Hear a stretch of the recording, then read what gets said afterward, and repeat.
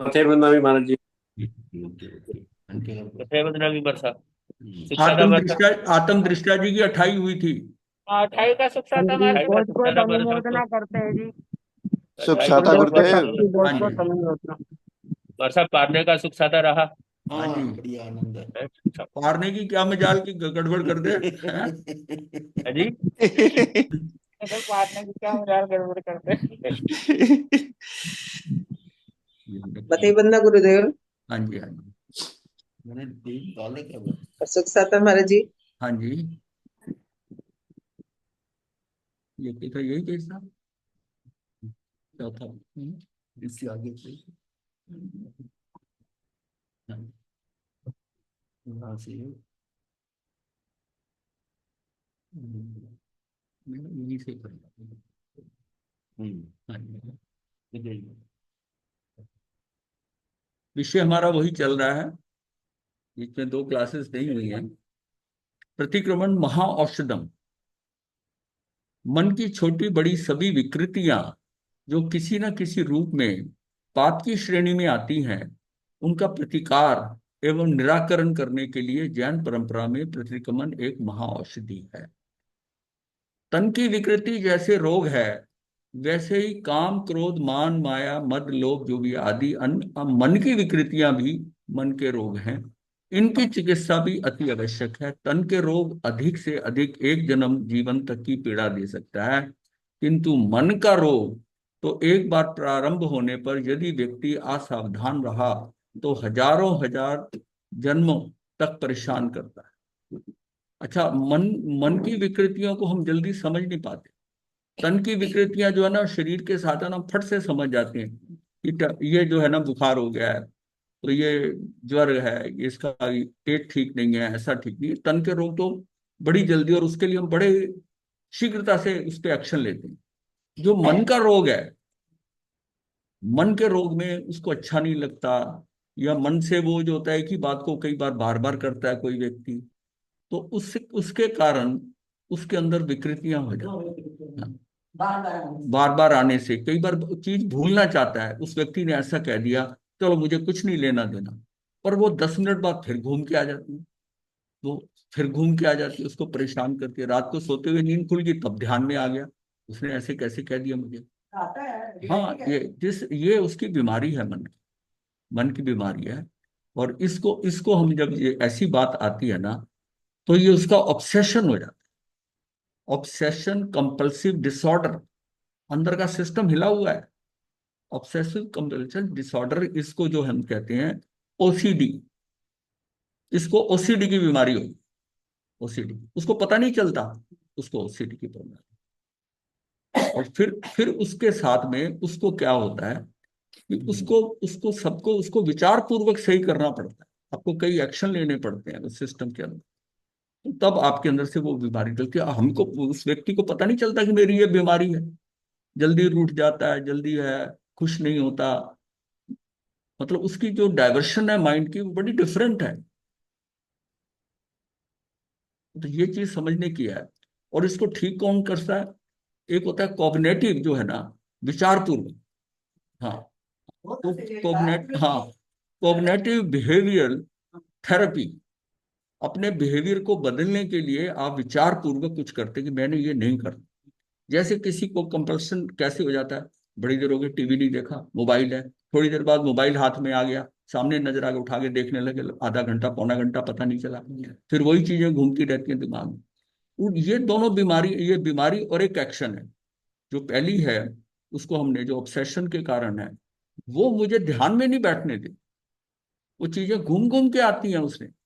इसलिए भगवान ने ये कहा है कि अपनी दृष्टि को ज्यादा कहीं लगाओ मत, ज्यादा बात मत करो, ज्यादा नहीं। वो विचार जो है ना, वो जो, और आपको एक बार आया, दूसरी बार आया, अब जितना उसको रोकने की कोशिश करते हो रिपीटेटिव, वो आते ही जाए, आते ही जाए। उसके लिए आपको उसको रोकना नहीं है, आपको अपना ध्यान कहीं और लगाना है। डाइवर्ट करना, ये सीखना है। आप उसको रोकने की कोशिश करते हो, वो उतनी तेजी से, उतने मुकाबले से आता है आपके पास, उतने मुकाबले से आता है। वही हम सोचते हैं, ये नहीं सोचना, मैंने नहीं बात करनी उसके बारे में, उसने जो कर दिया। वो अपनी तरफ से सोचता है कि मैं विवेकवान हो गया, और 10 मिनट बाद वो फिर वही बात हो जाती। तो ये जो अंदर जो होता है, ये डिसऑर्डर जो हुआ है, इस डिसऑर्डर को के लिए एक थेरेपी है। वो थेरेपी कौन से?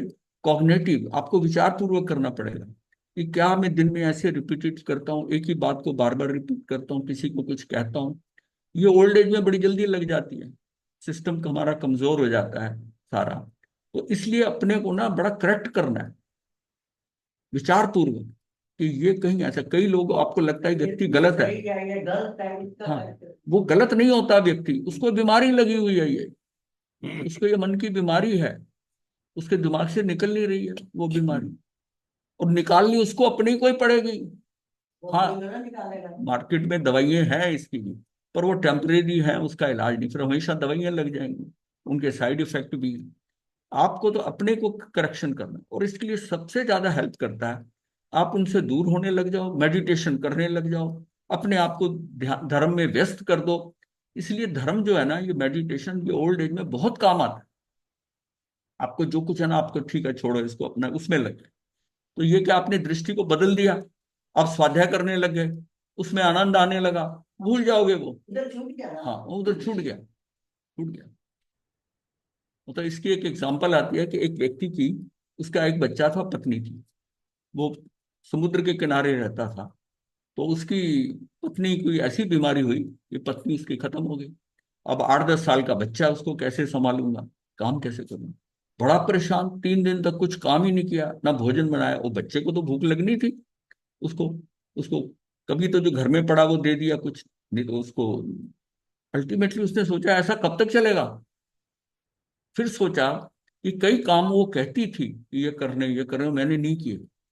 उसने बैठकर एक लिस्ट बनाई कि ये करना है, ये करना है, ये करना है, मुझे घर में ये चीज की कमी है, सारी एक लिस्ट बना के, और एक एक काम को करने लग गया।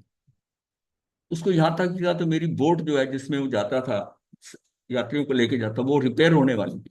उसने सारी रिपेयर की, 2-3 दिन के अंदर उसने सारा घर का सेट करा जो वो कहा करती थी पति। एक तरफ से उसने उसको श्रद्धांजलि देने के लिए कि थे तेरे होते मैंने नहीं करा, अब कर लिया। और उस दौरान उसने देखा कि वो 3 दिन उसको याद ही नहीं आई। हाँ, ना ही वो परेशान हुआ, ना ही वो परेशान हुआ। उसने कहा इसका मतलब यह है कि अपने मन को कहीं और लगाना है। अगर मैं खाली बैठा रहा, मैं सोचूं मेरा मन करने को कुछ नहीं हो रहा, तो परेशान हो रहा था। तो बच्चा भी खुश हो गया, वो बिजी है, उसको भी साथ लगा लिया। तो इसका मतलब है कि हमें अपने को कहीं और लगाना है, लगाना है, बिजी रखना है। और उसके लिए धर्म जो है ना, इससे बढ़िया और मेडिटेशन के बढ़िया कोई चीज नहीं। धर्म जिस तरह का लेवल आप समझते हो, उसको पढ़ो, उसके आगे वाला समझ आएगा। एक बार उसमें लग गए ना, तो बहुत बड़ी उसमें आपका टाइम निकल जाएगा। और मेडिटेशन भी ऐसी है कि एक बार मेडिटेशन करने लगे, शुरू शुरू में आपको लगेगा कि मेरे से मेडिटेशन नहीं हो पा रही, लेकिन आप करते करते अभ्यास से जो है, क्योंकि उसको जो इंद्रियां उनको बाहर घूम रही थी, उनको अंदर एकदम जबरदस्ती लाना ऐसा नहीं। पर जब आप करते करते रहोगे, उनको अभ्यास हो जाएगा, अभ्यास हो जाएगा आंखें बंद करने का। तो अपने को डाइवर्ट करना है। और इसकी इस डाइवर्शन से एक तो आपको इस जन्म में शांति मिलेगी, प्लस कर्म जो आपके बंधने थे, आर्त ध्यान करते हुए, रौद्र ध्यान करते हुए, वो कर्म भी बंद खत्म हो गए। और आपका धीरे, और इसमें अगर मन लग गया ना आपका, अगर जैसा है और आपको अच्छा लगने लगा, तो आपका ट्रैक बदल जाएगा, जीवन का जो है ना वो रास्ता ही बदल जाएगा। मतलब ये होता है कि जिस समय मान लिया, कैसे होता है ये जो चेंज होता है एक व्यक्ति के अंदर, जैसे मैं आपको कई बार बता चुका हूं कि भाई एक शिविर करा, जो करने की आदतें थी, ऐसा करना ऐसा करना, जैसे आम दुनिया करती है, बिजनेस करती है, बाहर घूमना, इधर सैर करने जाना, ये भी करना वो भी करना, वो सारी वॉश आउट होगी। अब लगे कि ये नहीं करना, ये करना, ये करना। सही है, गलत का वो पता उधर का अट्रैक्शन खत्म हो गया, जो जो अट्रैक्शन ज्यादा था उधर से अट्रैक्शन निकल, इधर करना है, इधर नहीं करना। और धीरे धीरे करते करते जो परिवार बहुत प्रिय लगता था, अब कुछ और चीजें प्रिय लगने लगी। क्यों? अगर एक बार प्रिय क्यों लगते हैं, कि अपनी आत्मा का तो है नहीं, किसी का तो वो सहारा चाहता है, किसी का तो साथ चाहता है, तो वो साथ अपने पारिवारिक सदस्यों का साथ चाहता है। एक बार अपनी आत्मा से जुड़ गया, उससे बढ़िया बढ़िया साथी कोई नहीं है, उससे बढ़िया कोई साथी नहीं है। कोई कहीं ना कहीं आप अपने आप को बांधने के लिए वहां तो कोई ढूंढोगे ना कंपनी, सबसे बढ़िया कंपनी अपनी आत्मा की है। जो आपसे कुछ मांगती नहीं है और उसको आपको रिटर्न में क्या कुछ दे देती। अपनी आत्मा को समझो, और भगवान ने कहा कि तेरी निर्जरा हो जाएगी। इसका मतलब सारा खेल कहाँ है? बाहर से अपनी आत्मा में जाना। आत्मा में जाने के लिए उसके लिए कुछ ज्ञान हो जाए, बहुत ज्यादा पढ़ने की जरूरत नहीं है। बाकी आगे बढ़ते बढ़ते अपने आप ही आपको सहयोग मिलेगा और अपनी आत्मा में रुकोगे। आप अकेले हो, घर में हो, कहीं जाना हो, आप घर में बैठे अकेले। अब किसी टाइम अकेले रहने से लोग बुरा मानते थे, अब वो अच्छा समझते हैं कि परिवार के सदस्य कहीं जा रहे हैं, वो घर में अकेला है, वो कहता है मैं बड़ा आनंद में हूं, क्योंकि वो अपने साथ है। नहीं तो फिर उसकी दृष्टि बाहर जाती है, डिस्टर्ब होता है, कोई क्या कर रहा है, वो क्या बोल रहा है, क्या सुन रहा है। अगर बाकी सबके सदस्य जा रहे हैं तो आपको तो शांति मिलेगी, शांति मिलेगी। तो ये जो डाइवर्शन है अपने आप को एक जगह से हटाकर, क्योंकि जहां से हम हटा रहे हैं ना वहां बहुत वर्षों तक उसमें अटके रहे, इसलिए इतना आसान नहीं है। इधर का आकर्षण बहुत पक्का होना चाहिए। अब उसमें शुरू में धर्म क्या है कि कथाएं वगैरह ये सब जानकर तब भी हम कर सकते हैं, वो आसान होती हैं समझनी। गहरा तत्व ज्ञान नहीं है तो तभी कई बार धर्म कथाएं बताई जाती हैं, बच्चों को धर्म कथाएं बता दिया जाती है। उन पात्रों के साथ इंटरेस्ट हो जाए कि ये है, इसने ऐसा किया है।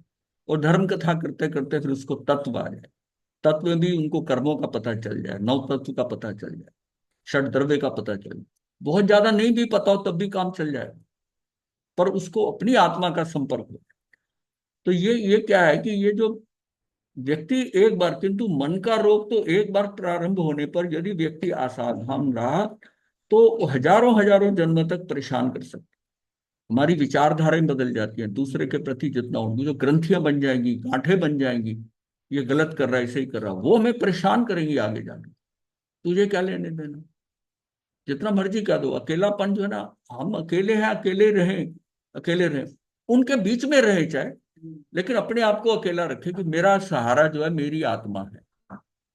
तो अतः प्रतिक्रमण के द्वारा ये क्या, जैन बौद्ध धर्म के अंदर जो है ना, और वैदिक कथाएं इसकी साक्षी हैं उन कथाओं से। अतः प्रतिक्रमण के द्वारा मानसिक विकृतियों का तत्काल परिमार्जन कर लेना आवश्यक है। प्रतिक्रमण के अंदर भी उस चीज को, जिस चीज को आपने मानसिक जो विकृति है उसको समझ लिया कि ये गलत हो गया मेरे से, आप एक तो पहले गलती समझ रहे हो कि ये गलत हो गया, और फिर उसमें तत्काल उसका परिमार्जन करते हो, परिमार्जन करते हो तो वो निकल जाएगी, आपको नहीं पता चलेगा। इसलिए सबसे ज्यादा कि किसी से क्षमा मांगना, जो कल जो त्योहार गया है, जो पर्व है तो क्षमा मांगने का, तो उसमें क्षमा में है कि आप अपने आप को हल्के हो जाते हो। और ये साइकोलॉजी ऐसी है कि मन हल्का हो जाता है, वो व्यक्ति मिल गया, नहीं तो गांठें पड़ जाती। प्रतिक्रमण का अर्थ है अतीत के जीवन का ईमानदारी के साथ सूक्ष्म निरीक्षण। ज्ञान दृष्टि का बाह्य जगत के दृश्यों से हटाकर अपने अंदर की जगत में ले जाइए। प्रतिदिन और जीवन का हर बिताया क्षण को शांत भाव से, सूक्ष्म रूप से अवलोकन कर जानिए कि कहाँ कहाँ भूल हुई है या गंदगी पड़ी हुई, कहाँ कहाँ गंदगी पड़ी, कैसे भूल से भूल हो गई, अज्ञानतावश होगी, प्रमादवश होगी। जो ही भूल या गंदगी दिखाई दे तो भगवान की साक्षी से, सदगुरु की साक्षी से, अथवा अपनी अंतरात्मा की साक्षी से तत्काल उसका पश्चाताप कीजिए। काय उत्सर्ग एवं प्रत्याख्यान आदि के रूप में प्रतिक्रमण करना चाहिए। शल्य अर्थात कांटे जहां लगे हुए हैं उन्हें निकाले बिना वास्तविक शांति उपलब्धि नहीं होगी। आंख में एक धूल का कण गिर जाए कितना बेचैन कर देता है। और आपने इतनी मोटी मोटी ग्रंथियां अंदर बांध ली, अंदर परेशानी हो रही है ना, आपको समझ नहीं आ रही, तो वो परेशान कर रही है अंदर से। मतलब इसने मेरी तरफ ऐसे देखा कैसे, क्या मेरे बारे में बात कर ना, उस आपको पता ही नहीं, अंधेरे में तीर चला रहे, मेरी तरफ देखकर हंसा। अब आपके अंदर उथल पुथल होने लगी, उथल पुथल होने लगी। और कैसे हुआ कि अब सोचते सोचते कहाँ पहुंच जाता है ये जो है। हाँ, एक जीव के अंदर एक टेंडेंसी होती है ओवर थिंकिंग। ओवर थिंकिंग क्या होती है कि भाई गुरु ने मेरी मुपत्ति रख ली, अब वो ओवर थिंकिंग में उसके गले घोटने पे तैयार हो गया शाम तक। ये ओवर थिंकिंग है। ओवर थिंकिंग का मतलब है कि कुछ हुआ नहीं है, भविष्य के साथ जोड़कर आप कहानी बनाकर और उसको एग्रीवेट कर रहे हो। हाँ, तो गुरु ने तो मामूली बात है, मोमबत्ती रख ली, उसने कहा अच्छी बात है। हाँ, वो वैसे गुरु के भाव ये भी हो सकते हैं कि इसकी जो इसके प्रति अट्रैक्शन है टूट जाए, ऐसे भी है, गुरुओं ने कई बार ऐसा भी करा है कि वो जो सामान जिसको बहुत प्रिय है, बड़ी प्रेस कर रहा है, उठा के रख ली। जो वो उसको पता है ये बड़ी शौक से खाता है, जब भोजन डिस्ट्रीब्यूट करने लगे खाने के अंदर, गोचरी के अंदर जब सिंगाड़े में बैठे, उसको वही चीज नहीं दी, उसको वही चीज नहीं दी। अब समझ अब नहीं दी, सबको दे दी, उसको नहीं दी। अब वो उससे, वो उसको कैसे ले रहा है कि गुरु उसका टेस्ट कर रहा है, टेस्ट कर रहा है, और फिर उसको बिठाकर बाद में बताता है वो तुम परेशान हो कुछ, क्या वो आइटम तुम्हें नहीं दी इसीलिए परेशान हो? वो अगर सच्चा होगा तो यही कहेगा, हाँ मैं इसलिए परेशान, ये तुम्हें मैंने क्यों नहीं दी? तुम्हारा उसके साथ संबंध मैंने तोड़ना है, तुम्हारी आसक्ति को गिराना है, तरीका यही है। मुझे पता है तुम बड़े शौक से गोचरी में लेके आए, थोड़ी जरूरत से ज्यादा लेके आए सोच के, और तुम्हें ही नहीं मिली। अब कितना बड़ा अंदर चलता है टर्मोइल अंदर, तो हाँ मेरे को ही नहीं दी, मेरे को ही नहीं दी। अब उसमें सहजता लाने के लिए गुरु के ऐसे करेक्टिव मतलब फैक्टर्स होते हैं, वो करेक्शन ऐसे भी करता है, ऐसे भी करता है, और ऐसे भी करता है कि ये आइटम इसको बहुत पसंद है, ये सारी उसी को दे दी, खा तू। वो हो गया ना। उसको एक तो होता है पूरी उसकी ना, उसकी प्रवृत्ति करा के निवृत्ति करानी है, एक उसको छुड़ा के निवृत्ति करानी है। अब ये गुरु को चेक करना पड़ेगा, ये कैसा करेक्टर है, ये कैसा करेक्टर है, इसको कैसे छुड़ानी है। उसको ये वही दे दिया, और उसे कह दिया कल भी कहीं से गोचरी में मिले तो ये ले आना, ये ले आना, उसी को ही खिलाओ। तो 2 4 5 बार के अंदर वो कहेगा मुझसे, मुझे नहीं खाना, मुझे मन भर जाएगा। वो मतलब है कि उसको, गुरु को तो आपकी आसक्ति तोड़नी है, और आप खा क्या रहे हो नहीं खा रहे हो उसके, उसको कोई मतलब नहीं, उसका करेक्टर आसक्ति। इसी तरह ही आप घर में बच्चे जिद करते हैं ये बनाओ ये बनाओ, 2 4 बार नहीं मानेंगे तो कब तक? मैं कराऊं रोज बना दो, रोज बना दो हाँ। तो 5 दिन बाद अपने आप हो वो जाएगा, छोड़ के भाग जाएंगे उसको। एक तो भिंडी अच्छी लगती थी, वो गया ससुराल में, उसने भिंडी बनाई, दूसरे दिन भिंडी होगा, भिंडी मार के मारोगे मेरे को, भिंडी खराब लगेगी। हाँ, होता ही है। होता ही ना, लोग तो यही बना देते हैं। सही तरीका जानता है वही तो गुरु है, तू जानता है हाँ वो जानता है उसको। तो अब दोनों को दवाई जो देनी है कैसे देनी है, कैसा शिष्य भड़कने वाला है, बहुत गर्मी खा जाएगा, इसको है। गुरु को समझ आती है कि इसको किस ढंग से ठीक करना है। या तो इसको बढ़ा देना है, इसकी इसकी इतनी तसल्ली करा देनी है कि वो भाग जाए। वो जमाई ससुराल में गया था, रोज साग सुबह साग, शाम को साग, हाँ। दूसरे दिन साग, कहता सासू माँ अपने खेत में जाके कर लूंगा। कई कहानियां बनी हुई हैं उसमें। एक में तो ये हुआ कि उसको रोज खिलाया गया, सुबह शाम ने कहा अच्छी लगती है, उसने कह दिया हाँ अच्छी लगती है। बात हुई थी टिंडे की, तो टिंडे बना दिए उसको खिलाए, कहते खा ले, तो उसने पहली बार कहते और बना दिए रहते थे।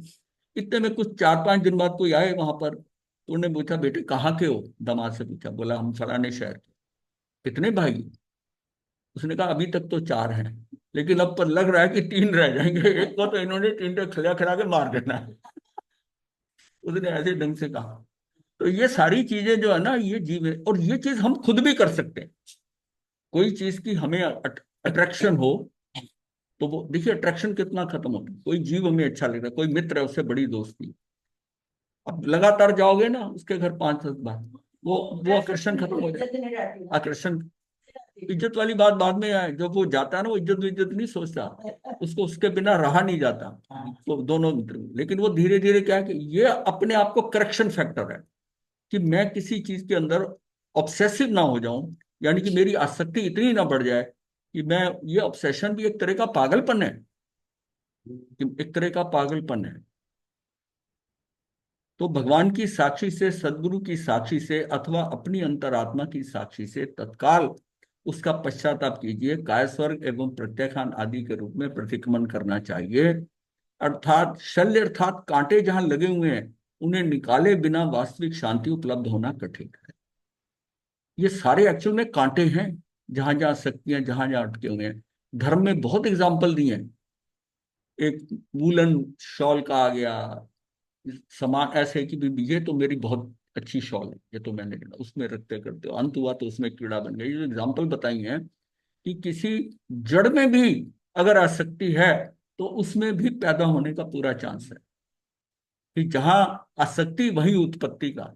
चद्दर में हाँ, तो शल्य अर्थात कांटे जहां लगे हुए हैं उन्हें निकाले बिना वास्तविक शांति उपलब्ध होना कठिन है। इतना नहीं, भविष्य में उस तथाकथित दुर्वृत्ति अर्थात विकृति से भविष्य में बचे रहने का संकल्प भी कर लेना चाहिए कि मुझे नहीं करना। या ये भी होता है किसी चीज में आपकी अट्रैक्शन है, आपको मैंने खानी है, ये नहीं खानी। फिर 8-10 दिन के बाद अंदर से उठेगी, फिर होगी, फिर होगी, फिर कहे कि मैंने नहीं खानी, नहीं खानी। और करते करते आदतें बदलना पड़ता है ना, आदतें इसी तरह बदलती हैं। प्रतिक्रमण एक प्राकृतिक चिकित्सा है। जैन दर्शन के अनुसार राग द्वेष रूप कषाय जब मंद होते हैं तो वह पुण्य बंद कराते हैं। मतलब पुण्य बंद कैसे होगा? मेरे राग द्वेष हल्के पड़ गए। राग द्वेष तीव्र है, कषाय तीव्र है, तो पाप की वृत्तियां होंगी। मंद है तो पुण्य की बनेगी, और नहीं है तो कर्म ही नहीं बनेंगे। इसका मतलब पुण्य भी बांधते हैं, तो पुण्य के लिए भी आपके अंदर राग द्वेष तो चाहिए ना। पुण्य कैसे कि मैं इसकी मदद करूं, इसका करूं, उसी की मदद करते हो ना, इसको कुछ दिलवा दूं, वो भी क्या है? उसके प्रति राग है, राग होगी। प्रतिक्रमण एक प्राकृतिक चिकित्सा है। जैन दर्शन के अनुसार राग द्वेष रूप के शायद जो मंद होती है, बहुत इंपॉर्टेंट है। इसका मतलब हमारा जो पुण्य जो है ना, पाप करते करते हम पुण्य की तरफ जाते हैं। इसका मतलब है कि मेरे कषाय अगर कम हो गए, कुछ भी नहीं किया तब भी मैं उस पर चलूं, और मुझे कषाय खत्म कर दिए, मेरी निवृत्ति होगी, वितरागता आ गई। बस यही करना है ना। तो खेल तो सारा कषाय का हो गया, कषाय का हो गया। तो पुण्य का बंद कराते हैं, और जब तीव्र और उग्र होते हैं तो पाप कर्म का बंद कराते हैं। इसलिए इन वृत्तियों को कम से कम अर्थात न्यून होने से अशुभ कर्म के स्थान पर शुभ कर्म यानी कि पुण्य का बंद होता है। वृत्तियों को हल्का करने का साधन है शुद्ध व सच्चे भाव से, मतलब सच्चे भाव से जो है किया गया प्रतिक्रमण। और वृत्तियों को कैसे हल्का करोगे? शुद्ध व सच्चे भाव से, सम्यक रूप से, जो अंदर से भावों से किया गया प्रतिक्रमण है। जैन परंपरा में आत्म शुद्धि के लिए प्रतिक्रमण की प्रक्रिया अति आवश्यक बताई गई है। मतलब ये प्रोसेस अंदर क्लीनिंग का प्रोसेस है, परिष्कार करने की। जैसे ये बिल्कुल झाड़ू लगाने का, ऐसे कि लोग जो है ना झाड़ू लगा देते, लोग सुबह उठ के तो लगाते ही हैं। कुछ लोग ऐसे भी होते हैं कि शाम को सूर्य अस्त से पहले भी लगा देते। रात भर रहना, उतने इतने घंटे हम सफाई में रहे, अब दिन भर में जो गंदगी पड़ी है उसी के आसपास हो गए तो वो करेगी। शाम को सूर्य अस्त से पहले करने के पहले एक बार हल्के सी झाड़ू लगाते, सूर्यास्त के बाद में नहीं लगाते। यह भी कहा गया कि जिस क्षण दोष लगे अर्थात कोई विकृति हो तो तत्काल उसका परिमार्जन अवश्य अविलंब करना चाहिए। हाथ पैर आदि यदि कभी मलमूत्र आदि से गंदा हो जाए तो पता लगते ही तत्काल उसे धो लेना होता है। धोते हैं, कहीं गंदगी लग जाए उसी टाइम ये लगी रहने दो, शाम को कर लेंगे साहब, ऐसा तो है नहीं। ये तो नहीं कि धुलाई सफाई लंबे समय तक टाल दी जाए, वह तो तत्काल ही होनी चाहिए। इसी प्रकार आत्मा का गंदापन कुछ दिनों या महीनों तक ढोते रहना पागलपन है, नहीं तो और क्या है? ये पागलपन है, उसको ढो रहे। हमें पता चल गया ये गड़बड़ हो गई, ये गलत हो गया, उसको वहीं उसको शुद्धिकरण करना, शुद्धिकरण का या क्षमा मांग लो, क्षमा कर दो, या अपना रास्ता गलत हो गया उसको पलट लो कि मुझे उस रास्ते जाना ही नहीं, उस काम से मुझे देखना ही नहीं अपने आप। अतः जागृत साधक के लिए तत्काल प्रतिक्रमण होना चाहिए। यहाँ शब्द और शब्दार्थ में रूढ़ प्रतिक्रमण की चर्चा नहीं हो रही है। यह जो हम करते हैं वो रूढ़ प्रतिक्रमण है। पार्टियां जो याद किया है, एक ने बोला मिथ्यामि दुक्कड़म सारे करें, ये रूढ़ प्रतिक्रमण, ये द्रव्यता कर रहा है, भावता नहीं हो रही, प्रतिक्रमण की चर्चा नहीं हो रही है। वस्तुतः हमारा अभिप्राय भाव प्रतिक्रमण शुरू शुरू में वो काम करता है, इसलिए कि हमें एक प्रतिक्रमण करने की आदत पड़ जाए। लेट हो गए, सवेर हो गए, लेकिन ये मुझे पता है कि मुझे करना ही करना है, चाहे मुझे सोने से पहले करना। लेकिन ये अगर किसी कारणवश मिस हो गया तो ये नहीं है कि चलो कल कर लेंगे, नहीं, उसको करना ही करना। साधु के लिए 2 बार, साधक है 1 बार कर ले, रोज का लिए उसकी ऐसा भी नहीं है। लेकिन जो अच्छे साधक हैं, मुमुक्षु हैं, वो भी इसका करते हैं, और उसमें भाव से ज्यादा जरूरी है। रूढ़ का प्रतिक्रमण जो है ना, वो कोई रूढ़ से करके भाव से करता है तब भी ठीक है। मैं ये नहीं कह रहा कि रूढ़ वाले को छोड़ दो, कम से कम उसको उसकी आदत तो याद तो आ रही है ना कि भाई ये करना ही करना है। उसकी आदत में पड़ गया है, वो पड़ गया, वो रूढ़ी से ही पड़ा है। ये तो वह कभी कर लिया कभी नहीं कर लिया, ऐसा नहीं है, वो उसकी आदत पड़ गई है। और अब उसको रूढ़ी से करते हुए, रूढ़ प्रतिक्रमण करते करते अब उसको भाव से करने शुरू कर। उसने जितना कर लिया, उसको पता है कि सारे पॉइंट्स हैं, इसको मैंने चेक कर लिया, और फिर उसके साथ वो चले। अतः जागृत साधक के लिए तत्काल प्रतिक्रमण होना चाहिए। यहाँ शब्द और शब्दार्थ में रूढ़ प्रतिक्रमण की चर्चा नहीं हो रही है। वस्तुतः हमारा अभिप्राय भाव प्रतिक्रमण से, प्रतिक्रमण केवल मुख से नहीं, अंतःकरण से, भावों से होना चाहिए। इससे आगे अंतर चेतना की गहराई से होना चाहिए।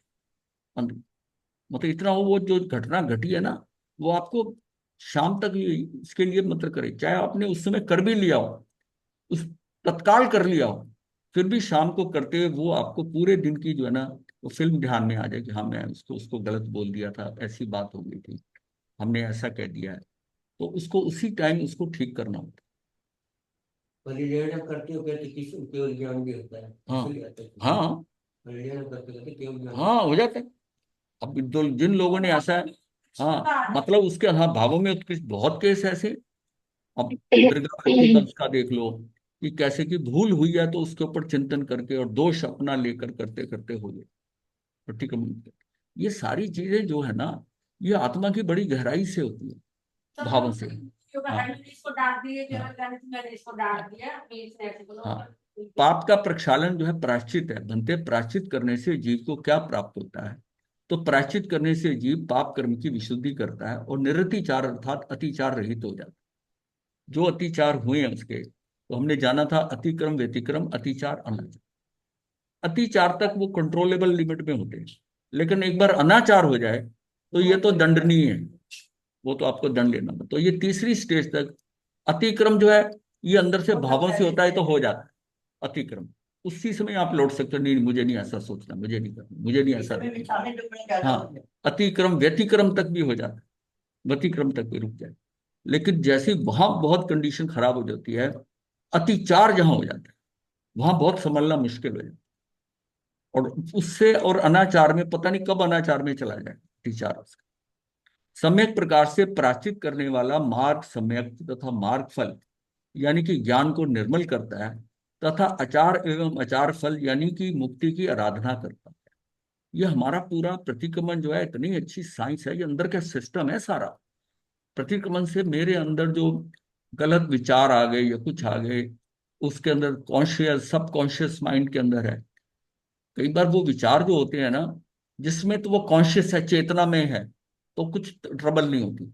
और जहां चेतना थोड़ी सुप्त हुई, और उसी में ही उसी समय सबसे नजदीक अवचेतन पड़ा है।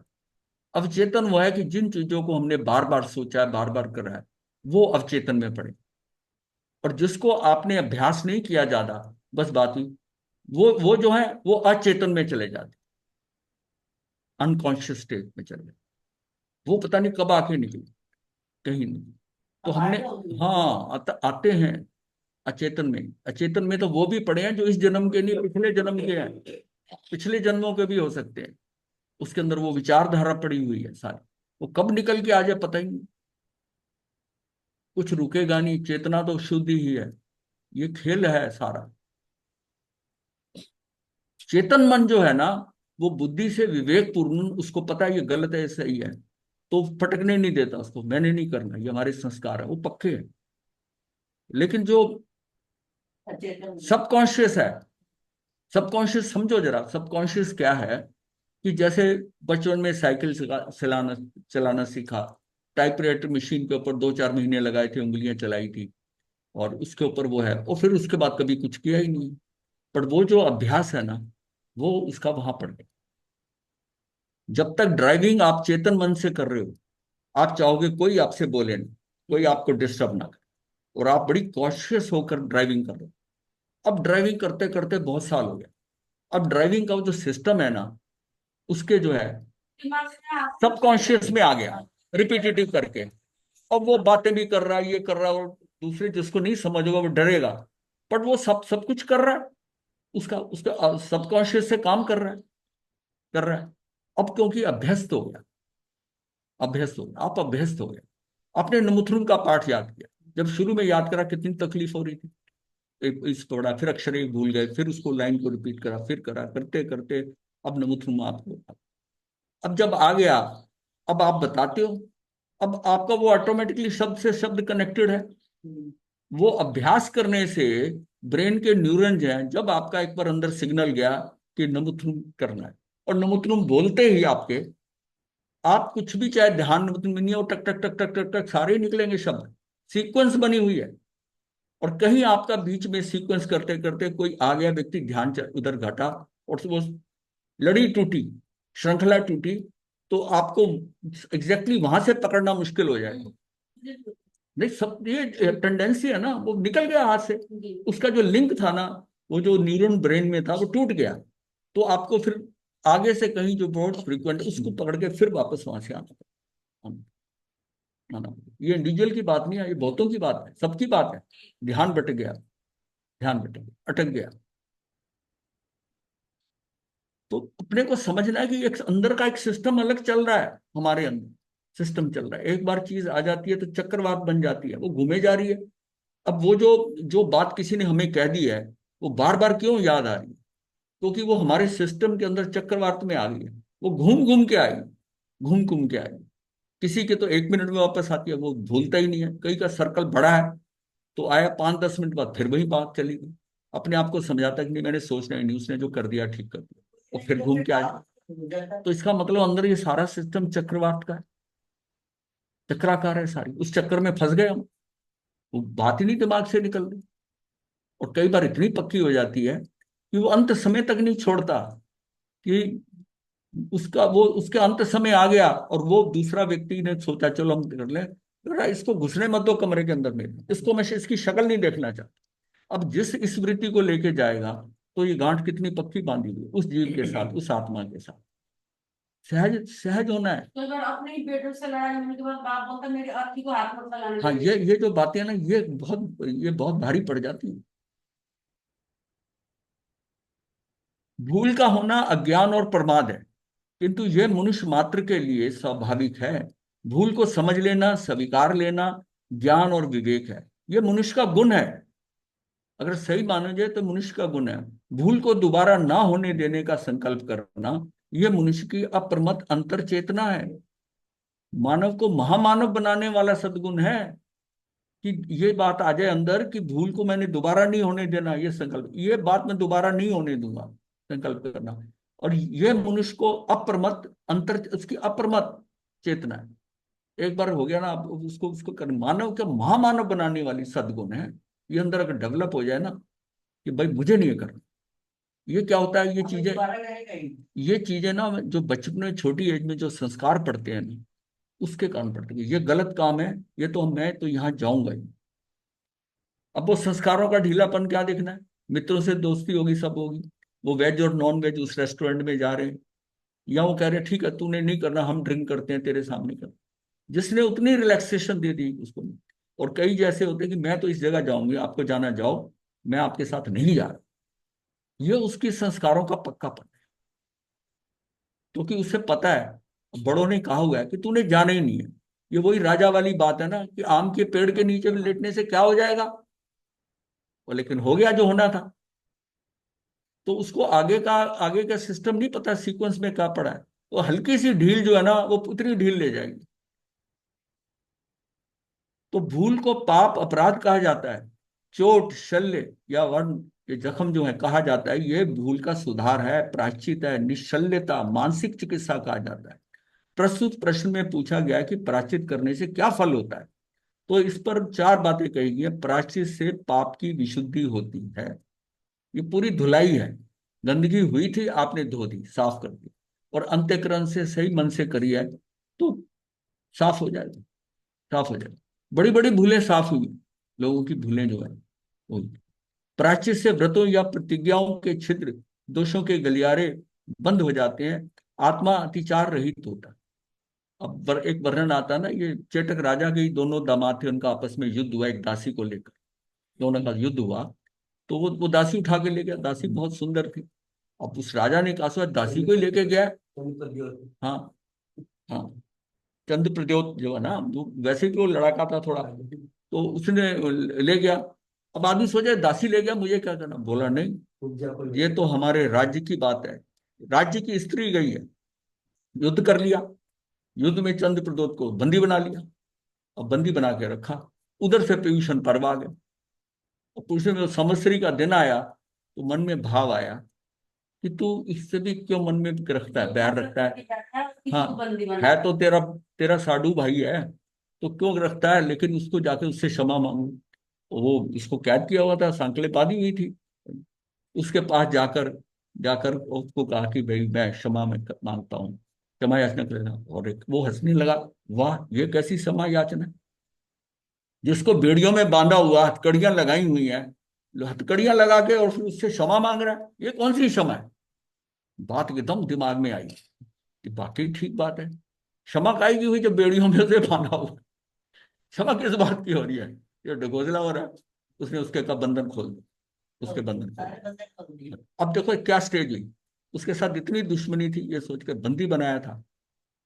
ये सिर्फ क्षमापना की एक एक सिस्टम से, इस प्रक्रिया से उसके मन में आया कि इसकी बेड़ियां खोल दो सब, और उसको आदर मान से बिठाकर फिर उससे प्रतिक्रमण करा। फिर उस प्रतिक्रमण करते करते उसके प्रति इतना द्वेष भाव कम हो गया, उसी दासी से उसकी शादी कराकर और उसको छोड़। उदाहरण दो दादा। हाँ, नहीं ये उदाहरण कहानियां नहीं है, इसको कहानियों को जरा समझने वाली बात है कि अगर वो प्रतिक्रमण करने ना जाता, ये सोच के तो दुश्मन है, जो जानते हैं उनसे नॉर्मली क्या है प्रतिक्रमण जो है, क्षमापना किससे करते हो? जिनके साथ बड़ा भाईचारा है, जिसके साथ लड़ाई है उसमें कितने लोग जाते हो। वो उसने कहा इसको बंदी बनाया हुआ है, युद्ध किया उसके साथ, कहा भी इसके साथ ही मुझे प्रतिक्रमण करना। और उसने फिर जब उसको करेक्ट किया, ये कौन सा प्रतिक्रमण कर रहा है तू, ये कौन सी क्षमा याचना कि तुझे मेरे हथकड़ियां बंधी है, बेड़ियां लगाई हुई है, और तू क्षमा मांग, क्षमा मांग, ये कौन सी क्षमा? तो ये चेंज आता है, और फिर एक स्टेप आगे बढ़ा, और बाद में उसने कहा बात तो सही कह रहा है, खोल दो इसको। फिर खोलने के बाद मन हुआ कि ठीक है, इज्जत मान से ना ये उठा के लेके गया था ना दासी को, इसको इसको प्रिय है, इसका इनके साथ संबंध करके और बड़े आराम से उनको भेज दिया। तो प्रायश्चित से व्रतों या प्रतिज्ञाओं के छिद्र, दोषों के गलियारे बंद हो जाते हैं, आत्मा अतिचार रहित होता है। प्रायश्चित से सम्यक दर्शन और ज्ञान दोनों की विशुद्धि निर्मलता होती है। प्रायश्चित से आचार यानी कि चारित्र, और आचार का फल मुक्ति की सम्यक आराधना होती है। प्रायश्चित से, प्रायश्चित का बहुत महत्व बताया, मतलब अंदर का प्रतिका परिमार्जन है, अंदर की धुलाई है, अपने अंदर देखकर उसको कर ले आदमी। प्रायश्चित की व्याख्या और स्वरूप क्या? प्रायश्चित में दो शब्द है, प्राय और चित। प्राकृत अर्धमागधी में इसे पायचित्तम तथा पायचित पचितम कहा गया है। प्राकृत भाषा में पाय कहते हैं पाप को, पाप का छेदन जिससे होता है उसे पायचित कहा जाता है। हाँ, और पायचित का भी संस्कृत अर्थ होता है पाप, पाप का छेद करना। तो पाप का छेदन करने वाली क्रिया विधि का नाम है प्रायश्चित। ये तो प्रतिक्रमण और प्रायश्चित, ये तो भगवान ने ऐसे दो टूल्स दिए हैं कि जहां भूल हो जाए इसको कर लो। इसको इसको ना करना ही समझो कि आपके अंदर प्रमाद की सीमा वहां तक पहुंच गई, प्रमाद है। ये भाव आते ही फिर उसको कर लेता है, तो उसका प्रमाद भी कम होगा और चीजें ठीक होंगी। मतलब एक स्टेप ठीक करा भाव से, चाहे किसी के कहने से करा, वही उसका परिवर्तन हो जाता है, वही सब। रथनेमी को जब डांट पड़ी राजीमती से कड़ा की कि तो तू तो आशीष सर्व से भी गया गुजरा है, तो है, तो एक झटके में सारा नशा उतर गया, सारा नशा उतर गया। और फिर जो चिंतन करा, चला अंदर कि ये तो मेरी गुरु की तरह आई है, मेरे अंदर विकृति पड़ी हुई थी। वो करते करते करते करते वो जो है वो रथनेमी का कल्याण है। हाँ, पाप का छेदन करने वाली क्रिया विधि का नाम प्रायश्चित। तो हमने ये देखा है कि एक खूनी है, उसने प्रायश्चित करा, एक ऐसा विषय वासना में फंसा हुआ उसने प्रायश्चित करा, वहां तक धुलकर वो मुक्त हो गए, केवल ज्ञान लेकर मुक्त हो गए। इसका मतलब इसका कितना बड़ा महत्व है, कितना बड़ा महत्व है। मतलब ये चीजें सिर्फ एक कहानी और घटनाएं नहीं समझते, मतलब ये समझना चाहिए कि हम किसी को माफ कर दें, किसी को माफ। उनको बाकी जाने मेडिटेशन करना है। त्राय का अर्थ है पाप और चित्त का अर्थ है शुद्धि। पाप की विशुद्धि करने वाली क्रिया प्रायश्चित है, पाप दोष अथवा अपराध की शुद्धि के लिए जो क्रिया की जाए वह तो प्रायश्चित है और विशुद्धि, यही प्रायश्चित का उद्देश्य है, यही प्रायश्चित की उपलब्धि है। अज्ञान और प्रमाद ये दो कारण अपराध के और पाप के। अज्ञान और प्रमाद ही ये दो कारण ही है जो सारे अपराध हो।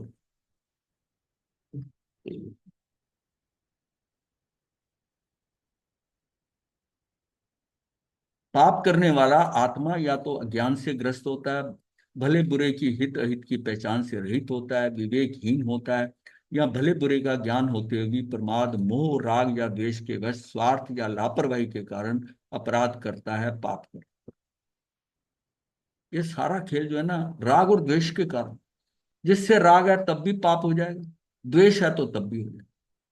द्वेष के कारण ऐसा किसी भी घटना को द्वेष में ले लो, देश में एक सिचुएशन के ऊपर जैसा मर्जी समझ लो कि इसने बहुत गलत काम किया, ऐसा करा है, इसको नौकरी से निकाल दो। और एक यह कि उसकी मजबूरी है, उसने क्या गलत किया है उसको देखो और उसको देखकर उसको सही करो। पाप करते समय तो पाप का ज्ञान नहीं होता या पाप के प्रति विशेष भय नहीं रहता। कोई मनुष्य बिना जाने जहर खा लेता है तो कोई जानबूझकर जीवन से घबराकर आवेश में उन्मत्त होकर जहर खा लेता है, किंतु जहर खा लेने के बाद उस भूल को सुधारने की जी तोड़ प्रयास करता है, जहर से मुक्त होने की कोशिश करता है। हाँ?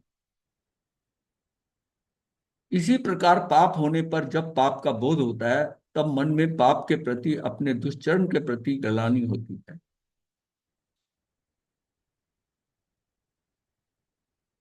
एक व्यक्ति जो है ना वो उसको फोन करता है, अपनी पत्नी को फोन करता है और फोन उसका, उसने जवाब ही नहीं दिया कोई।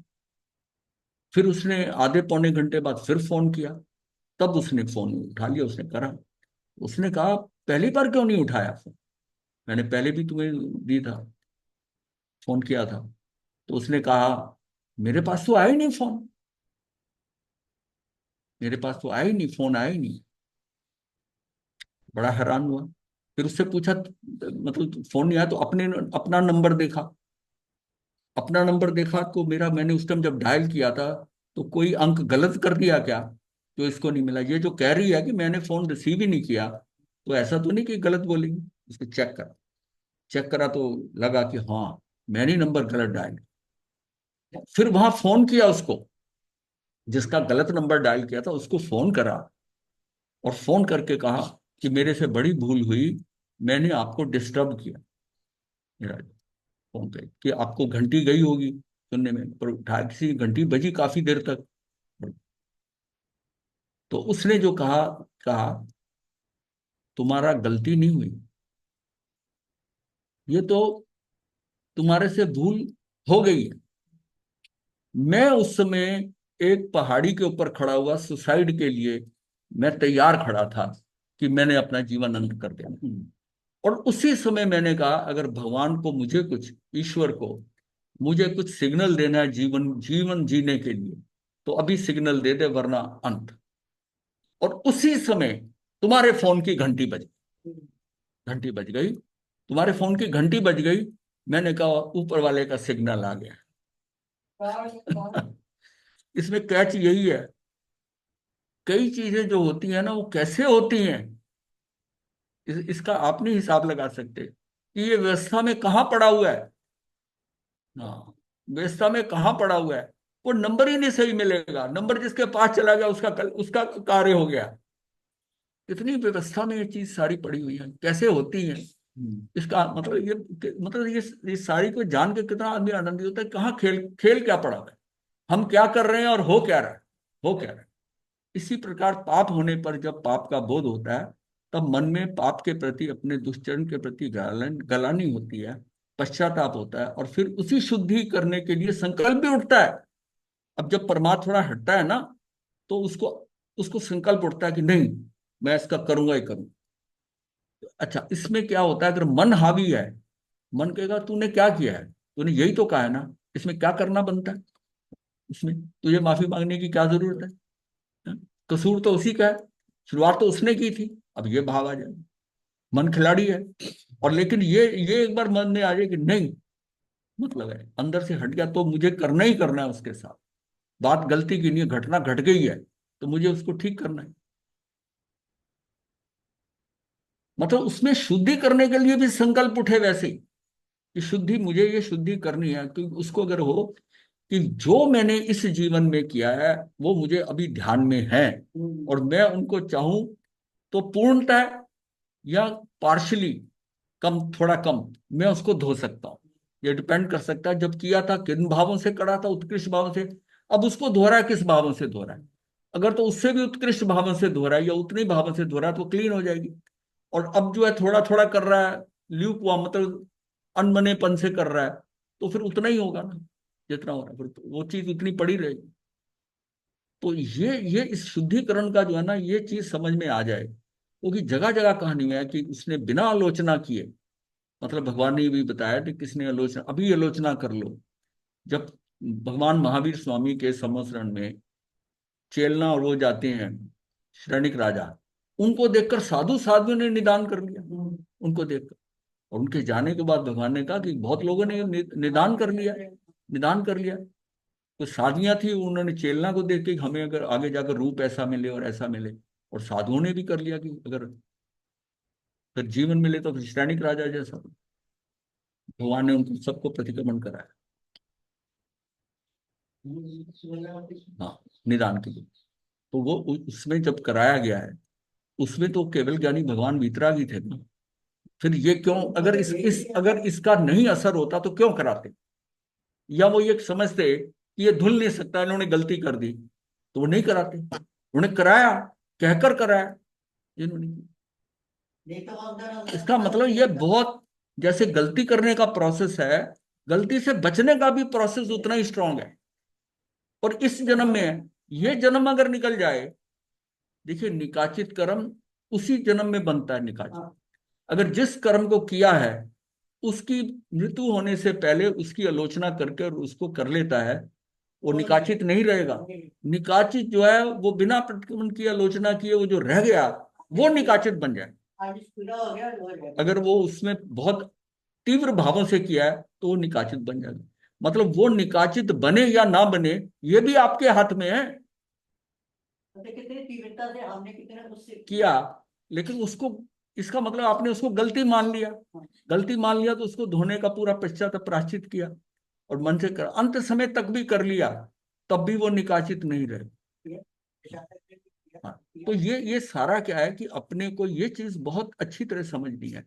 भूलें तो होंगी अज्ञानता और प्रमादवश, लेकिन कोई मिस ना हो। और इसीलिए भगवान ने कहा है कि प्रतिदिन करना है, उसी समय जब घटना घटी तब भी करना है, क्योंकि आपको ये नहीं पता कि शाम का प्रतिक्रमण आप करोगे कि नहीं करोगे, शाम आएगी कि नहीं आएगी। इसलिए तब भी ना छूट जाए, तब भी आप गए और उसमें उसी समय कर लिया, और फिर शाम को प्रतिक्रमण में भी कर लिया। ये मतलब बहुत अच्छा सिस्टम है। अपने आप को कितना, क्योंकि वो जब निकाचित आएगा तो हिला देगा, करेगा। और इसका मतलब यह है कि, और निकाचित वही बनता है जो तीव्रता से किया है। जो तीव्रता से करा है उसका स्थिति बंध भी ज्यादा होगा, अनुभाग बंध भी ज्यादा होगा। इसका मतलब उतने जन्मों तक आप फंस गए, उससे पहले मुक्त नहीं हो सकते, क्योंकि वो निकाचित कर्म है। जब भी आएगा तभी तो उसके समय के अनुसार आएगा, क्योंकि वो बड़े तीव्र कषायों से किया है। इसका मतलब है उसका प्रतिक्रमण तो जरूर करना है। ये तो आप अटक गए। जिस जिस जीव ने सारे कर्म धो दिए, सिर्फ एक निकाचित फंसने के कारण 99 लाख जन्म तक भाव, 99 लाख भव में जाकर खत्म हुआ। इसका मतलब उस समय उसमें कितनी तीव्रता से करा होगा, और बाकी कोई कर्म नहीं था, बाकी कोई कर्म नहीं था उसका बचा हुआ, सिर्फ एक वही था। तो उसके लिए कितना अटकाव हुआ होगा, कितने भव किए होंगे। किया 99 लाखों कहा है तब तो बात तो होगी ना, ये समझने की। इसका मतलब है कि उसका तो जो तीव्र भावों से किया गया उसका तो अवश्य में प्रतिक्रमण होना चाहिए, आलोचना होना चाहिए, आलोचना होनी चाहिए, वरना वो आगे के कई जन्मों तक फंसा के रख दे, फंसा के रख।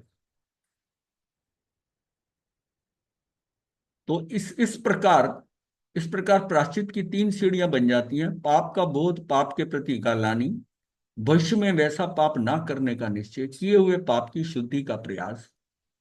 इन 3 सीढ़ियों के आधार पर जैन आगमों में प्रायश्चित का विस्तार पूर्वक विवेचन का स्वरूप बताया है। प्रायश्चित के 10 भेद इसी पर आधारित है और भगवती सूत्र का 25 साथ में है। स्थानक सूत्र के स्थान 10 में आता है। आचार्य भद्रबाहु ने प्रायश्चित मनोविज्ञान की औषधि चिकित्सा विज्ञान के साथ तुलना करके बहुत ही सुंदर सार रूप पर विवेचन किया। मतलब प्रायश्चित का जो मनोविज्ञान है, मनोविज्ञान की औषधि है प्रायश्चित आपके अंदर। वो जो है ना, वो आपकी वो चिकित्सा विज्ञान के साथ तुलना की है। ये चिकित्सा जो बाहर करके हम इलाज कराते हैं, ये मनोविज्ञान की प्रायश्चित औषधि है। तभी परम औषधम लिखा है।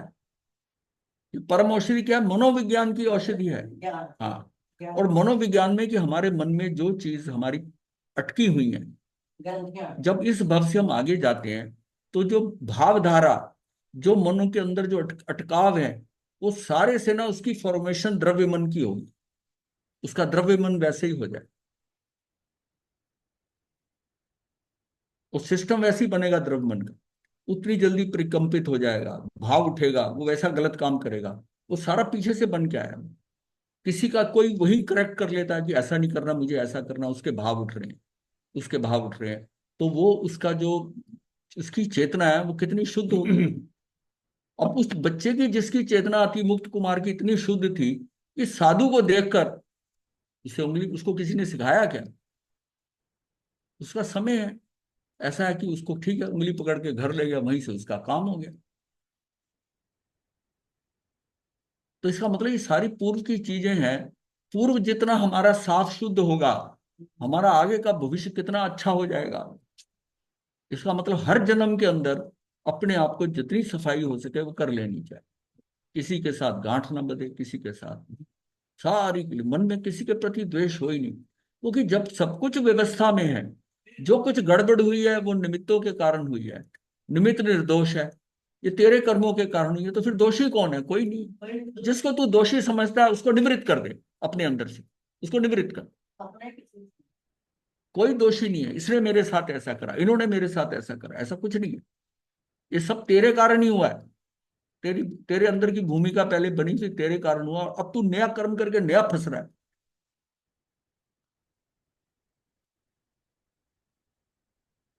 विज्ञान के साथ तुलना करके बहुत ही सुंदर उन्होंने कहा, प्रायश्चित मनोविज्ञान का औषधि चिकित्सा विज्ञान के साथ तुलना करके भद्रबाहु जी ने बहुत ही सुंदर व सारपूर्ण विवेचन किया, और जिसके भावों का पर यहाँ हम चिंतन करेंगे। प्रायश्चित कौन करता है? आचार्य ने, ये भद्रबाहु की बात हो रही है, आचार्य ने प्रायश्चित करने वाले की मानसिक भूमिका स्पष्ट करते हुए कहा है, जो भव्य होता है, जिसमें कर्म क्षय करके मुक्ति गमन की योग्यता होती। मतलब ये उसकी भूमिका बना रही। भगवान तीर्थंकर केवली के प्रति जिसकी रुचि अर्थात आगम के प्रति जिसमें गहरी श्रद्धा होती है। तीसरा, जिसके हृदय में पाप के प्रति भय, संसार से विरक्ति, वैराग्य यानी संवेग चलता होता है, तो उस जीव के लिए उपयुक्त अपने अपराध या दोष के प्रति जो जागरूक होता है तथा संयम में सावधान होता है। ये कंडीशंस कैसे मीट होंगी? कि हमने पीछे धुलाई करके आए, उन चीजों को हमने कुछ समझा है इस ढंग से। यथार्थ ज्ञाता अर्थात जिसे सद सद की यथार्थ बुद्धि होती है, और जिसे दोष शुद्धि पर पूर्ण विश्वास होता है, ये 5 बातें जिसके हृदय में होती हैं, वही व्यक्ति वास्तव में भाव प्रायश्चित कर पाता है। अन्यथा प्रायश्चित शब्द बोलना तो द्रव्य प्रायश्चित मात्र जो हम कर रहे हैं ये द्रव्य से कर रहे है। प्रायश्चित और वन चिकित्सा, जो जख्मों की चिकित्सा है ना, कि प्रायश्चित प्रायश्चित और वन चिकित्सा के तुलना करते हुए बताया गया है कि शरीर में वन यानी कि घाव 2 प्रकार के होते हैं। तद्भव, शरीर में पैदा होने वाले फोड़े, गांठ आदि, और आगंतुक जो है बाहरी कांटा, तीर आदि बाहर से आके लगता है, और एक अंदर से पैदा होता है। अंदर वाला तद्भव है, शरीर में पैदा होने वाले फोड़े, गांठ आदि शरीर के अंदर जो चलता है। और एक बाहर से लगता है कि चलते चलते पैर में कांटा चुभ गया, कोई तीर लग गया, शस्त्र लग गया। इसी प्रकार पाप के भी 2 कारण होते हैं। प्रमादवश यानी कि गमनागमन, प्रतिलेखना, भिक्षाचर्य आदि सामान्य प्रवृत्तियों में जीव विराधना, वनस्पति संस्पर्श आदि के रूप में ये बहुत सामान्य होता है। पेड़ पौधे है, झाड़ियां लगी होती हैं, कपड़ा छू जाए उसको करे, इसका भी उसके साथ दोष लग जाता है। हाँ, वनस्पति स्पर्श करता है, आया है। उसका दुख तो हुआ, तकलीफ हुई। वो गमले के अंदर, मान लिया आप ग्रोसरी लेने के, दरवाजे के पास गमला पड़ा है और आपके चलने से, आपके कपड़े से वो हिल गया, ये भी लग गया। ये इतनी सूक्ष्मता, मतलब इतनी एग्जाम्पल ध्यान से देखिए। जैसे रास्ते चलते चलते असावधानी से कांटा भी लग जाता है, तो उसे खींच कर निकाल लिया जाता है। कांटा यदि गहरा चुभ गया हो तो सुई आदि से कुरेद कर चमड़ी छेद कर निकालना पड़ता है, और गहरा भीतर चला गया हो तो नश्तर से मांस काट कर निकालना पड़ता है। शल्य क्रिया भी करनी पड़ सकती है। इसी प्रकार जीवनचर्या में लापरवाही आदि के कारण जो दोष लग जाते हैं, उन्हें आलोचना, प्रतिक्रमण आदि द्वारा निकालकर दोष की विशुद्धि की जाती है। और वो एक कांटा चुभा, आपने परवाह नहीं की, थोड़ा लगा, वो अंदर अंदर और चलता रहा, चलते रहे, पैर के नीचे लगा था, वो और गहरा चल जाएगा, अब उतना ही ज्यादा कुरेदना पड़ेगा उसको निकालने के। एक है कि वहीं रुककर कोई चीज हो ऐसे, उससे कांटा निकाल दिया जाए। तो कभी कभी शरीर के भीतर रोग हो जाती है, जैसे फोड़ा, गांठ आदि, ये पस यानी मवाद पड़ना आदि पड़ना, ये भीतर रोग शरीर दोष के कारण होते हैं। इसी प्रकार विषय एवं विषय वृत्ति के कारण चरित्र में बड़े दोष लग जाते हैं। अहिंसा, सत्य, आचरण, ब्रह्मचर्य और अपरिग्रह रूपी जो है ना, ये रूप महाव्रतों में बड़ा दोष लग जाता है, तब उनकी आंतरिक चिकित्सा करनी पड़ती है। वो अंदर के दोषों की आंतरिक चिकित्सा करनी पड़ेगी, बाहर की करानी पड़ेगी। शरीर को, त्वचा को, हड्डी को काटना पड़ता है, भीतर का मवाद सुखाना पड़ता है। इसी तरह तप, काय, सर्प, छेद आदि प्रायश्चित के द्वारा उन आंतरिक दोषों की भी विशुद्धि की जाती है। जैसे बाहर मवाद सुखाई जाती है, हड्डी काटी जाती है, त्वचा के खराब का फोड़ा है उसको काटा जाता है उसमें, उसी तरह तप, काय, सर्प, छेद आदि प्रायश्चित के द्वारा उन आंतरिक दोषों की विशुद्धि की जाती है। ये अंदर की सर्जरी होती है, एक बाहर की सर्जरी होती है, बाहर लगता है। अब जो बाहर के कांटे हैं वो तो हम बड़ी जल्दी समझ लेते हैं, अंदर के कांटे को कांटा नहीं समझते। अंदर जो शल्य कांटा फंसा हुआ है उसको नहीं हम समझ रहे। जिस प्रकार शरीर शुद्धि के लिए जो क्रम वर्ण चिकित्सा यानी घाव की चिकित्सा का है, आत्म शुद्धि के लिए वही क्रम प्रायश्चित चिकित्सा का है। प्रायश्चित को दोष चिकित्सा माना है, प्रायश्चित को दोष की चिकित्सा माना है। वो जो दोष लगे हुए अंदर वो धुल जाएंगे। आगमों का ये प्रायश्चित विधान अपराध मनोविज्ञान की दृष्टि से भी बड़ा महत्वपूर्ण है। इसमें मुख्य बात यह है कि अपराध या दोष होने पर जिस स्तर का पाप होता है उसी स्तर का प्रायश्चित किया जाता है। इस प्रायश्चित क्रम में पश्चाताप से लेकर तपस्या, ध्यान, अभिमान विमोचन, लघुता स्वीकार करना आदि ऐसी विधियां हैं जिनके कारण आत्मा के भीतर दोष के प्रति घृणा, आत्मनिंदा तथा चित्त वृत्तियों की विशुद्धि, ऊर्ध्वीकरण आदि से द्वारा संशोधन होता है। अपनी विचारधारा को ऊपर उठा लेते हैं, उनकी अपने को क्या लेना देना, छोड़ो इसको, क्या मतलब वो चीज अपने में लानी पड़ेगी, चित्त वृत्तियां सुधारनी पड़ेगी। चित्त वृत्तियों के बारे में हम एक बार हमने संज्ञा के ऊपर लिया था कि चेतना जब तक शुद्ध नहीं होगी, हमारी चेतना शुद्ध होती है, उसमें कुछ वृत्तियां आ जाती, अब वो 10 तरह की चित्त वृत्तियां आकर उसमें फंस जाती हैं। मेरी चेतना शुद्ध होगी, मेरा कुछ नहीं होगा, जितनी जितनी वो कम होंगी। हाँ, और मुख्यतः जो है कि 4 मुख्य है। हाँ, तो हमने जाना था आहार संज्ञा, भय संज्ञा, मैथुन संज्ञा और परिग्रह संज्ञा, ये 4 संज्ञा। इन 4 संज्ञाओं पे ही 4 कषाय संज्ञा है। हाँ, और फिर ओघ संज्ञा और लोक संज्ञा, 10 संज्ञाएं हैं। और ये केंद्रीय के जीव से लेकर सारे जीवों में 10 संज्ञा होती है, कोई संज्ञा कम होती है, कोई ज्यादा। इसका मतलब ये सारी चेतना के विकार है। हमने संज्ञातीत होना है, ये निकलेंगे जब यही करेंगी कार्य, ये 4 निकलेंगी तो 4 अनंत ज्ञान, अनंत दर्शन, अनंत सुख, अनंत वीर आए। जब तक ये उसमें एलिमेंट ऑफ अनंतता तक नहीं हम पहुंचेंगे, थोड़ा बहुत पहुंच जाएंगे, जितनी जितनी वो कम हो रही होती। और जब तक ये नहीं निकलेंगी संज्ञाएं अंदर से, वो उसको जो है वीतरागता नहीं आएगी, केवल ज्ञान नहीं। ये क्या, ये सारे घाती कर्मों को इसने फंसा लेती है, और खेल सारा घाती कर्मों का है, घाती कर्मों का है। तो यहां से हमने ये समझ रहे हैं कि चित्त वृत्तियों की विशुद्धि, उद्वीकरण आदि द्वारा संशोधन होता है। अपने चित्त को निर्मल करना हो। मतलब जितने लोग आपको याद आ रहे हैं, नाम याद आ रहे हैं, ये सब अटके हुए हैं आपके। धीरे धीरे शांत अपने में अपना मैं आत्मा उसमें आना, और किसी चीज पे ध्यान नहीं जाना। तो ये सब जो है, तो यहीं पर विषय को रोकते हैं। जल्दी कर दो। चंद्रन देखिए।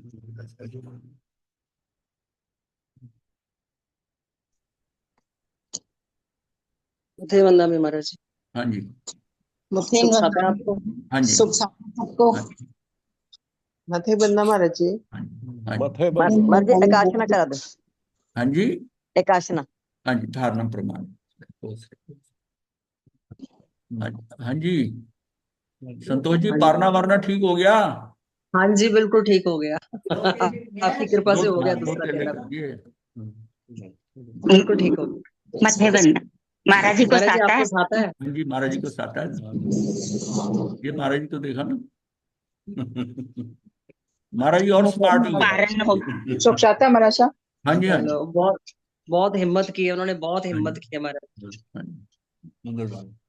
नमो अरिहंताणं नमो सिद्धाणं नमो आयर्यणं नमो मध्यायणं नमो संसावणं यतारि मंगलम अरिहंतां मंगलम सिद्धां मंगलम साहू मंगलम केवल पनतो धम्मो मंगलम यतारि लोकोत्तमा अरिहंता लोकोत्तमा सिद्धा लोकोत्तमा साहू लोकोत्तमा केवली पनतो धम्मो लोकोत्तमा यतारि शरणं प्रज्ञामि अरिहंते शरणं प्रज्ञामि सिद्धे शरणं प्रज्ञामि साहू शरणं प्रज्ञामि केवली प्रणतं धम्मं शरणं प्रज्ञामि चार शरणेषु प्रणेमं अर्पणे सदा हे मथे ही बंदा महाराज जी। हाँ जी, मथे बंदा महाराज।